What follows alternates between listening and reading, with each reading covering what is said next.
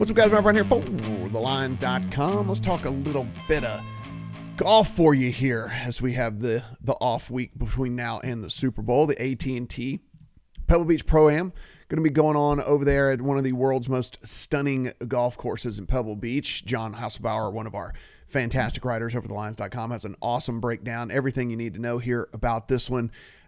Here's the top of the leaderboard. As you can see, the guys here, familiar names. We're getting a ton of big name golfers in this tournament now that it has moved to the elevated event status. So 3 bets in my account here for this one. We can start out with a top 10 bet, and that's going to be on Tommy Fleetwood. Tommy Fleetwood, a guy that hasn't really been able to win over here in the States, has a ton of success overseas.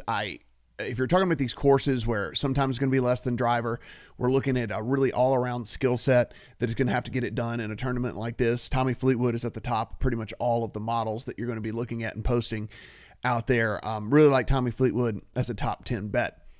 Second bet for me here on the par 3. Why don't we head to the outright market, and let's go ahead and head to Shane Lowry. Shane Lowry, a guy that was as high as 5th overall in my model this week. That said, Shane Lowry only way down on the odds board, you can find him in the like 65-ish to 1 range, 60-ish to 1 range, something like that. So where he ended up in the model to where he was on the betting board just didn't make sense to me. So he gets an outright bet. If you look at Shane Lowry, a dude that just really, really good on a second shot golf course, which is what we're going to be getting at Pebble Beach, where 3 of the 4 rounds are played for this no cut event.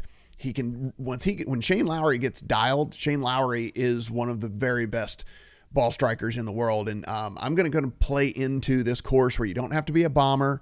You don't have to be all that accurate. Now, accuracy certainly helps off the tee, but this is a Pro-Am for at least 2 rounds. So they're not going to put death rough out there into the, onto the course, because you can't have these guys just hacking up the course all over the place and stuff. So a little bit of a bonus there from that standpoint. Shane Lowry getting an outright vote for me. And then you want to do one more outright, or we want to do a placement market? You know what? Let's do one more outright. And it's a shorty here, but I'm trying to get on the Justin Thomas train before he really gets rocking and rolling.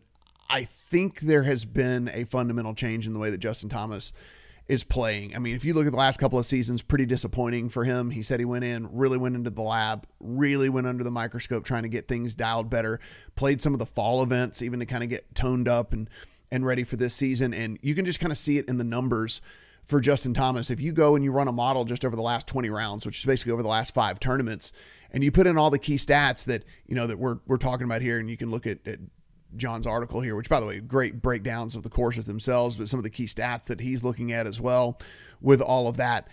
I ran a 20-round model, which means basically like the last 5 tournaments for some of these guys, and Justin Thomas actually was 1st overall in the model. Now, it's not a sexy number attached to his name, sitting there with the old 14-ish to 1, something like that, 15-ish to 1, 16-ish to 1. You're not going to get rich on a ticket on Justin Thomas, but do love him a lot here this week.